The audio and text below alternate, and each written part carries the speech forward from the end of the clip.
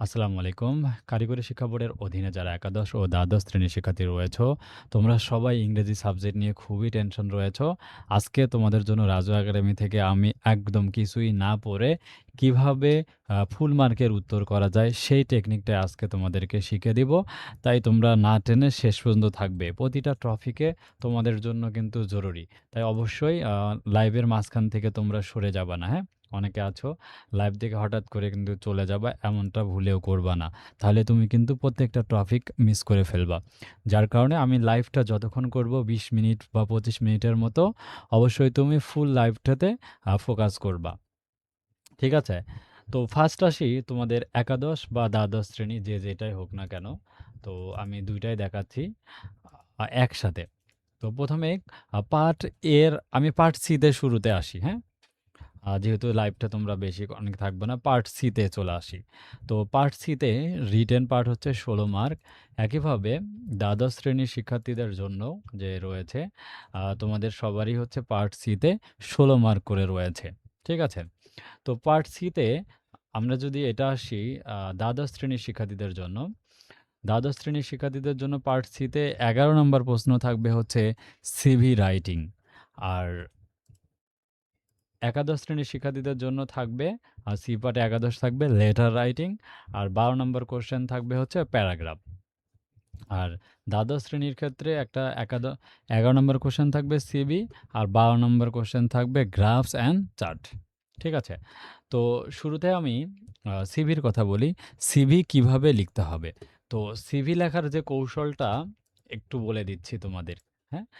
একদম এই সিভির কৌশলটা দেখলেই হয়ে যাবে। এই যে দেখো রিটেন পার্টে এসে দেখো সিভি। তো এখানে দেখো সিভি লেখার কৌশল। তুমি জাস্ট এই সিভির নিয়মটা পড়বা। এখন তোমার কি থাকে থাকুক। তুমি জাস্ট এই প্যাটার্নে তুমি সিভি ফেলেই দিবা। ঠিক আছে? স্ট্রাকচার উপরে আমি যে স্ট্রাকচারটা দিয়েছি এই যে দেখো প্রশ্ন নম্বর ১১ নিয়মটা। তুমি ১১ নিয়মের মধ্যে জাস্ট সিভির স্ট্রাকচারটা বসাই দিবা। ঠিক আছে? তো এখানে যদি বসিয়ে দাও তাহলে আর কোনো কিচ্ছুই লাগবে না। তুমি ফুল কিন্তু মার্কের অ্যান্সার করতে পারবা। ঠিক আছে? কিভাবে করবা? জাস্ট এর যে স্ট্রাকচারটা আছে, তো ১ম এ যে হেডিংসটা রাখতে হবে এই যে দেখো। ১ম হেডিংসটা যেটা রয়েছে এখানে তোমাকে নাম দিতে হবে। তারপরে সাবজেক্ট যে পদে তোমাকে এখানে আবেদন করতে বলবে। ঠিক আছে? তুমি সেখানে সাবজেক্টটা লিখে দিবা এখানে। যেটা তোমার পরীক্ষাতে আসবে। ধরো এখানে অ্যাকাউন্ট ক্লার্কের বিষয়ে বা সিনিয়র অপারেটর পদে, কম্পিউটার অপারেটর পদে বা আরও এভরিথিং চাইতে পারে। তুমি জাস্ট এখানে অ্যাড্রেসটা লিখে দিবা, সাবজেক্টটা লিখে দিবা। ঠিক আছে? আর এখানে প্রেজেন্ট অ্যাড্রেসটা লিখতে হবে। আর ডেয়ার দিয়ে এখানে কোনো নাম থাকলে ডেয়ার দিয়ে নাম লিখবা, না থাকলে নাই। ঠিক আছে? এরপরে তুমি I am waiting to apply এই কথাটা সবসময় লিখবা। I am waiting to apply for the post of যে পদের জন্য বলছে তুমি সেই পদটা এখানে লিখে দিবা। অ্যান্ড অ্যাডভার্টাইজিং ইন দ্য কোথায় উৎস থেকে পেয়েছো সেটা এখানে লিখে দেবা। এটা ফার্স্ট প্যারায়। সেকেন্ড প্যারায় তুমি যে পদের জন্য আবেদন করবা সেটা সংক্রান্ত একটা ২-১ লাইন তুমি নিজের মতো বানিয়ে লিখে দিবা। এরপরে লাস্টে এসে তোমার এই পার্টটা ঠিক রাখতে হবে। I am available for the interview, হ্যাঁ? For this next 3 week. তুমি কত উইকের জন্য চাও সেটা এখানে উল্লেখ করে দিবা।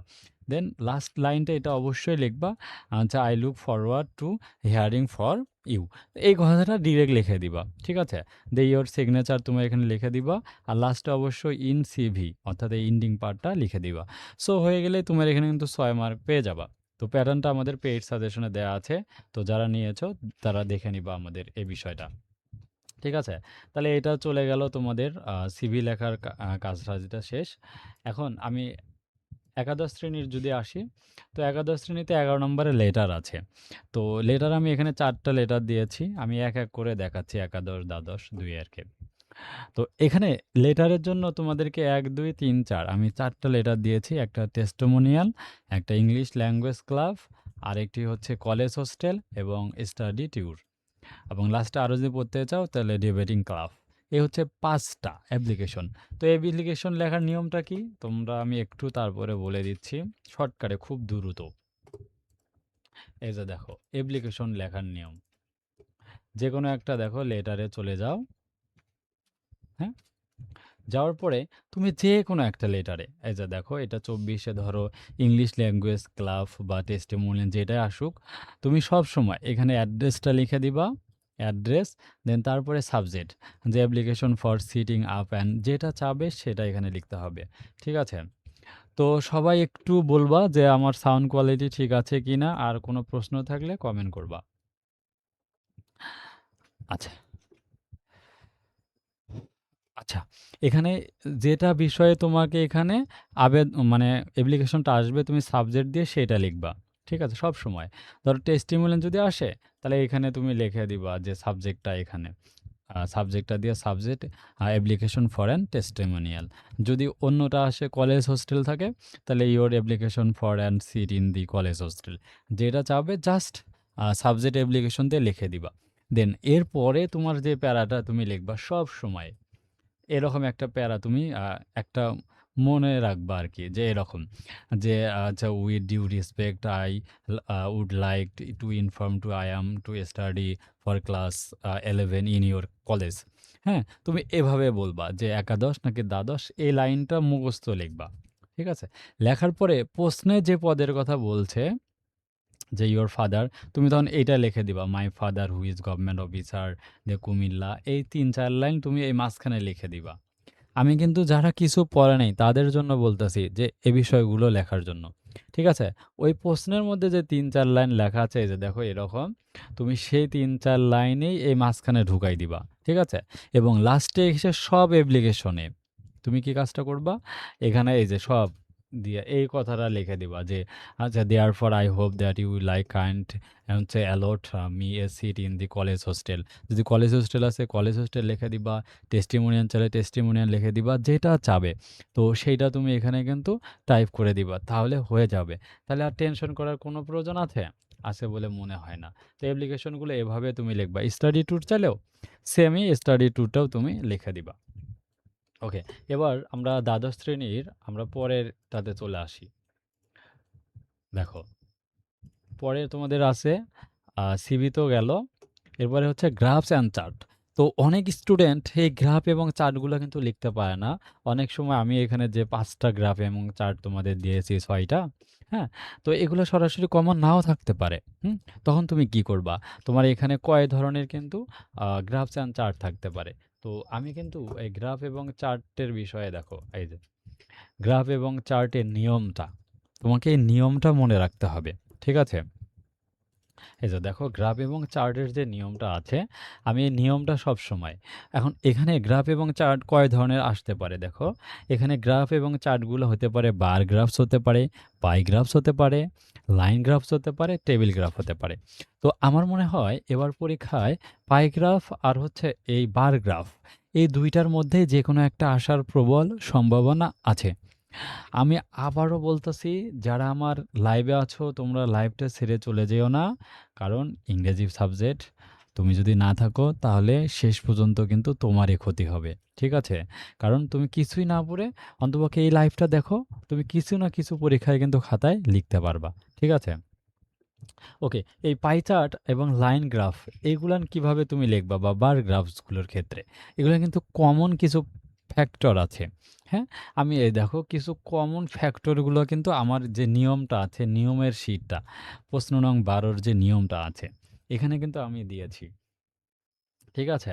তুমি এই নিয়মগুলো ডিরেক্ট, এই যে এখানে যে বিস্তারিত বলা আছে, তো আমি এই গ্রাফের বিষয়টা নিয়ে একটা ভিডিও দিয়েছিলাম। আমরা যদি একটু দেখাই আমার এইচএসসি বিএমটি চ্যানেলটাতে, তোমরা সবাই একটু এই ভিডিওটা দেখবা।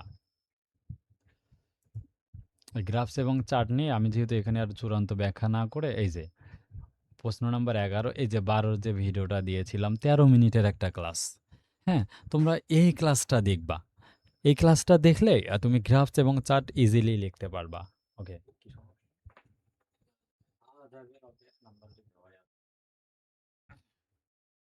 ঠিক আছে, তোমরা এই ভিডিওটা দেখে নিবা। আমি একটু কমেন্টে ভিডিওটার লিঙ্কটা দিয়ে দিচ্ছি।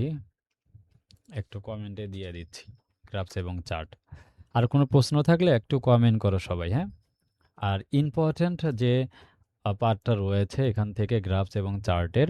একটা হলো ডেইলি অ্যাক্টিভিটিস, আর একটা পাই চার্টের ক্ষেত্রে ট্রাভেলার্স, আর ফার্স্ট টাইম অ্যাক্টিভিটিস, এটা হচ্ছে ৮০ ওয়ার্ডের ক্ষেত্রে growth rate of Bangladesh population নিয়ে। আর একটা দিয়েছি internet, increasing rate of the internet. তো এটার গ্রাফটা 100% আকারে দেয়া আছে। আচ্ছা, আশা করছি এটা হচ্ছে রিটেন পার্ট, তোমরা সবাই বুঝতে পেরেছো। আর যদি কেউ কমন পড়ুক বা না পড়ুক, তুমি ২-৪ লাইন বানায়ে অবশ্যই লিখতে হবে। ফাঁকা যদি রেখে আসো তাহলে ১ মার্কও তুমি পাবা না, ঠিক আছে? মনে রাখতে হবে পাই চার্ট কিন্তু ২৪ সালে আসছে। এইজন্য বারবার বলতেছি এবছর পাই চার্ট আসার প্রবল সম্ভাবনা আছে, ঠিক আছে? তো আশা করতেছি তোমরা এই জিনিসটা বুঝে গেছো। তাহলে পাই চার্ট রিলেটেড এবার আসতে পারে। আচ্ছা, এবার আমরা ১২র পরের প্রশ্নে চলে যাই। আচ্ছা, এখন আমি একটু সবাই, আচ্ছা, একাদশের জন্য একটু এটাও ব্যাখ্যা করে আসি। আর দ্বাদশের জন্য তোমরা এরপরে কোন টপিকটা বলবো একটু কমেন্ট করো, ঠিক আছে? কোন টপিক দেবো, পার্ট এ না পার্ট বি? তাহলে কমেন্ট করো, আমি বলে দিচ্ছি। তাহলে একাদশে যারা আছো, রিটেন পার্টে তোমাদের প্যারাগ্রাফের সাজেশনটা দিচ্ছি। কি কি প্যারাগ্রাফ পড়তে হবে দেখো। একাদশের যে প্যারাগ্রাফটা পড়তে হবে, এই যে দেখো প্যারাগ্রাফ, ৮ মার্কের প্যারাগ্রাফ পড়তে হবে। তো এখানে লিস্টিংয়ের প্যারাগ্রাফের বেশ কিছু পার্ট আছে। এর মধ্যে প্যারাগ্রাফ লিস্টিং মানে হচ্ছে হাউ টু রিলেটেড। হ্যাঁ, এবছর হাউ টু রিলেটেড প্রশ্ন আসার সম্ভাবনা তুলনামূলক কম রয়েছে। যে লিস্টিং রিলেটেড যে রয়েছে হাউ টু রিলেটেড প্রশ্ন আসার সম্ভাবনা আছে। এটা ১৭ সালে একবার এসেছিল যে the qualities of an ideal student. তবে এবছর সম্ভাবনা তুলনামূলক কম আছে। আচ্ছা, আর কজেস রিলেটেড যেটা রয়েছে মানে কজেস অ্যান্ড ইফেক্ট, তো এগুলাই এবছর পরীক্ষায় আসার প্রবল সম্ভাবনা আছে। তো সবথেকে বেশি হচ্ছে জুলাই রেভুলেশন ২০২৪, কারণ যেহেতু জুলাই অভ্যুত্থান নিয়ে বেশি আলোচনা হচ্ছে, এই কারণে আমি কিন্তু জুলাই রেভুলেশনটাই অ্যাড করে দিয়েছি 99% আকারে। ড্রাগ এডিকশন ২০২৪ এবং ২০০৭ সালে এসেছিল, খুবই গুরুত্বপূর্ণ পড়তে হবে। ইনভায়রনমেন্ট পলিউশন পড়তে হবে। এরপরে ট্রাফিক জ্যাম আছে, ওয়াটার পলিউশন আছে, ইন্টারনেট আছে, অ্যান্ড আইডিয়াল স্টুডেন্ট আছে। আমি ১৮টা এখানে প্যারাগ্রাফ দিয়েছিলাম, এতগুলো পড়তে হবে না। তুমি চেষ্টা করো। জুলাই রেগুলেশন, লোডশেডিং, যেহেতু বেশি লোডশেডিং হচ্ছে। এরপরে হচ্ছে ড্রাগ এডিকশন, রোড অ্যাক্সিডেন্ট। এর মধ্যে থেকে আমরা উত্তরপত্রটা যদি একটু দেখার চেষ্টা করি, আমাদের সাজেশনের উত্তরপত্রটা এই যে দেখো। প্রথমে আমাদের রয়েছে listing related, how to learn, এগুলো অত বেশি পড়তে হবে না। এই যে দেখো সুন্দরভাবে উত্তরপত্রে স্টার দিয়ে দেয়া আছে ইম্পর্টেন্ট অফস, হ্যাঁ। আর আর্লি রাইজিং, কজেস, এই যে লোড শেডিং, 2 স্টার দেওয়া আছে। জুলাই বিপ্লব, হ্যাঁ, খুবই গুরুত্বপূর্ণ তোমাদের জন্য, মনে রাখবা। আচ্ছা, এখানে সবগুলো উত্তর সহ দেওয়া আছে, তোমরা যারা সাজেশন নিয়েছো একটু চেক করো, আমি এখানে সময় নষ্ট করতেছি। ওকে, দ্বাদশ শ্রেণীর জন্য এবার কোন পার্ট আলোচনা করবে একটু রেসপন্স করো, পার্ট এ নাকি পার্ট বি? আর একাদশ শ্রেণীর স্টুডেন্ট যারা আছো তারা লিখবা ওয়ান লিখে এ নাকি বি, তাহলে আমি বুঝবো তোমরা একাদশ শ্রেণীর স্টুডেন্টরা কমেন্ট করতেছো। পার্ট 1 এ নাকি বি? তাহলে 1 বলতে ফার্স্ট ইয়ার, আর 2 দিয়ে তোমরা কমন করবা 2 পার্ট এ নাকি পার্ট 2 পার্ট বি, এভাবে লিখবা। তাহলে আমি বুঝে যাব 2তে সেকেন্ড ইয়ার আর 1-এ ফার্স্ট ইয়ারকে স্টুডেন্ট বুঝবো। আচ্ছা, আর এই বিষয়গুলো যখন কমন আসবে না তখন কি করবা তুমি? তো এগুলো অনেকে মনে করতে পারো, স্যার আপনি তো প্যারাগ্রাফ দিয়েছেন, একটাও কমন আসে নাই। তো আমাদের পরীক্ষার খাতায় কিভাবে লিখবো? তোমাদের লেখার সহজ একটা ওয়েটা বলে দিচ্ছি। কমন আসে নাই কিন্তু লিখতে হবে। তো এর জন্য কি করবা জানো? তোমার ধরো একটা আমি নমুনা প্রশ্ন নিচ্ছি। নমুনা প্রশ্ন ধরো ২৪ সালের প্রশ্নটা নিচ্ছি। যে এখন কমন আসেনি রিটেন পার্ট একাদশ এবং দ্বাদশের। রিটেন পার্ট কোনোভাবে কমন আসে নাই। আমার কিভাবে আমি বানায় লিখব? তখন তুমি কি করবা জানো? অনেকে বলো যে আমার তো আসলে গ্রাফস এন্ড চার্ট, আমি কি লিখবো? আমি তো কিচ্ছু পড়ি নাই। ২-৪ টা ওয়ার্ডও বানায় লিখতে পারতেছি না। আবার এখানে অ্যাপ্লিকেশনে ২-৪ লাইন বানাবো সেটাও পাচ্ছি না। তখন আমি বলবো নাই মামার চেয়ে কানা মামা অনেক ভালো। মানে সাদা খাতা জমা দেওয়ার চেয়ে কিছু না কিছু পরীক্ষার খাতায় লিখে জমা দেওয়াটা বেটার। ঠিক আছে? এখন কিছু না কিছু তুমি কিভাবে লিখবা? তুমি তো ইংরেজি কিছুই জানো না। পাস করবা কিভাবে? হ্যাঁ? তার জন্য আমি একটা চোট্টামো বুদ্ধি শিখাই দিচ্ছি। সে চোট্টামো বুদ্ধিটা কি? তোমার প্যাসেজে প্রশ্ন যেটা থাকবে, প্যাসেজে কিন্তু ১, ২, ৩ এরকম রিলেটেড করে কিছু কোয়েশ্চেন মানে ইংরেজি লেখা থাকবে। এরকম দেখো অনেকগুলো লাইন থাকবে এবং পার্ট বিতেও যদি আসো মানে ৪-৫ এর কোয়েশ্চেনের জন্য ইংরেজি কিছু লাইন দেয়া থাকবে। ঠিক আছে? প্রশ্নে বেশ কিছু ইংরেজি লাইন আছে। তুমি তখন কি করবা? প্যারাগ্রাফ কমন পড়েনি, তুমি ভিতর থেকে ৪-৫ লাইন তুমি তুলে দাও। মানে চোট্টামি বুদ্ধি। নাই মামার চেয়ে কানা মামা অনেক ভালো। তখন কিছু যখন তুমি এখান থেকে তুলেই দিবা, স্যার যখন খাতা কাটবে দেখবে কিছু না কিছু সেন্টেন্স সে লিখেছে। তখন তোমাকে কিন্তু কিছু মার্ক দিবে। ৪ থেকে ৫ মার্ক অনায়াসে পাবা। আমাকে বলো এই বুদ্ধিটা কেমন লাগছে তোমাদের? যে কমন আসেনি কিছু ইংরেজি সেন্টেন্স তুমি লিখে দিবা। কিভাবে? এই প্রশ্নের ভিতর থেকে লাইনগুলো। কার ভালো লাগছে একটু বলো তো? একটু রেসপন্স করো। কেমন লেগেছে? কমন আসেনি কিন্তু আমরা উত্তর লিখতে পারবো। একটু বলো। কেমন লাগলো ম্যাজিকটা?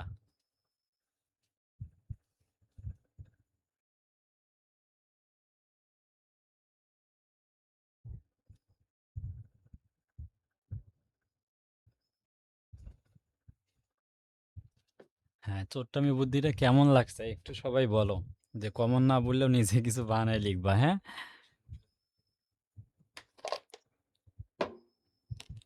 আমি একটু প্রচণ্ড গরম লাগতেছে, একটু চা নেই।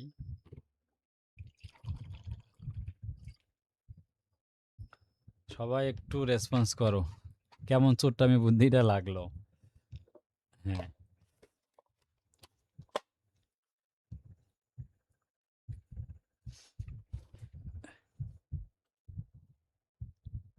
যখন কিছুই কমন পড়বে না কি করবো তুমি? প্রশ্নের মধ্য থেকে ইংরেজি যে ওয়ার্ড কিছু সেন্টেন্স লেখা আছে, তো সেই সেন্টেন্সগুলো তুমি লিখে খাতা ভরাবা। ঠিক আছে? যাতে ইংরেজি খাতাটা তোমার ফাঁকা মার্ক না যায়। যখন তোমার দেখবে কোনো একটা স্টুডেন্ট কিছুই পারে নাই কিন্তু খাতায় ইংরেজি কিছু লিখেছে, তখন পরীক্ষক কি মনে করবে যে কিছু লিখছে তো একে কিছু মার্ক দেই। অন্তপক্ষে তোমাকে ৩৩ মার্ক তো দিবে। তোমার তো দরকার ৩৩ মার্ক। তাহলে ৩৩ মার্ক দিয়ে দিবে। তখন অনায়াসে তুমি ৩৩ মার্ক পেয়ে গেলা। আর তোমার স্যার তো রেগে খাতা কেটে দিবেন না। এখন কোনো খাতা কেটে দেয় না। কারণ তুমি তো কিছু যদি কিছুই না পারো, খাতায় যদি কিছু না লেখো, হ্যাঁ?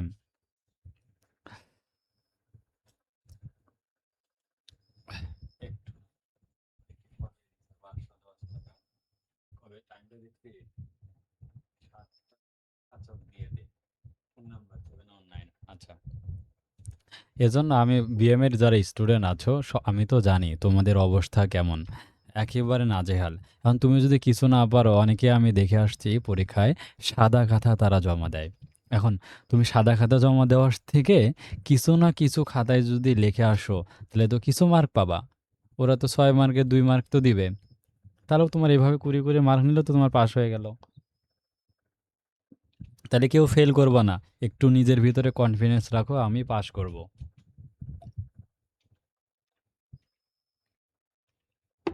ওকে, আমি তাহলে এবার সেকেন্ড ইয়ারের জন্য কোনটা জানি শুরু করব তোমরা কমেন্ট করছো।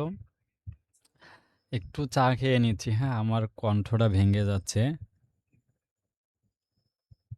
একটু ওয়েট, তোমরা একটু কমেন্ট করো তো সেকেন্ড ইয়ারের আমি কোনটা 2 পার্ট এ পার্ট বি কোনটা একটু কমেন্ট করো।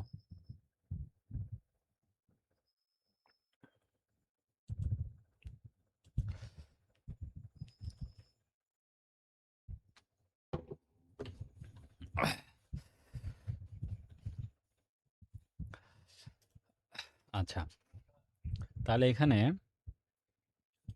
তোমরা কমেন্ট করেছো সেকেন্ড ইয়ার ইস্ট।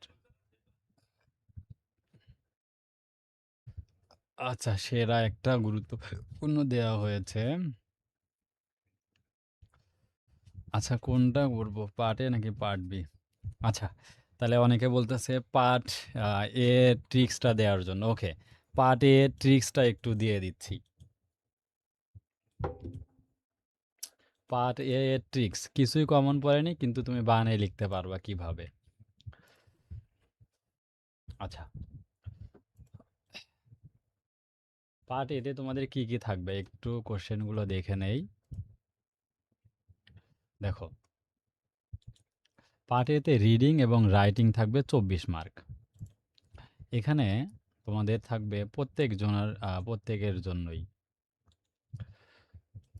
এই যে দেখো সাজেশনটা নিচ্ছি।